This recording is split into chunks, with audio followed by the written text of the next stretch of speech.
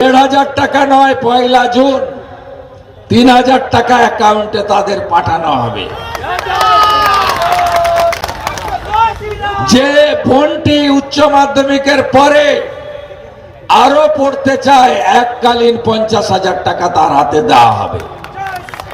আমার বেকার যুবক যুবতী ভাই বোনেরা, তাই আমরা ঠিক করেছি, অমিত শাহজি ঘোষণা করেছেন চাকরির বয়সে 5 বছর বাড়ানো হবে আবেদনে, এক্সাম ফি নেওয়া হবে না, 6 লক্ষ ভ্যাকেন্সি পূরণ হবে ডিসেম্বরের মধ্যে। এবং মমতা ব্যানার্জি বলছে 1,500 টাকা বেকার ভাতা দেব 5 বছর।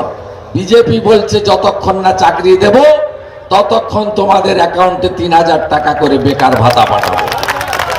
বার্ধক্য ভাতা, বিধবা ভাতা, দিব্যাঙ্গ ভাতা, লোকপ্রসাদ শিল্পী ভাতা, তফসিলি ভাতা, তফসিলি উপজাতি ভাতা এখন 1,000 টাকা পান আপনারা। 800 টাকা দিল্লি থেকে আসে, 200 টাকা রাজ্য সরকার দেয়। আমরা 1 জুন থেকে 2,000 টাকা দেব। 1,200 টাকা রাজ্য দেবে, 800 টাকা দিল্লি দেবে।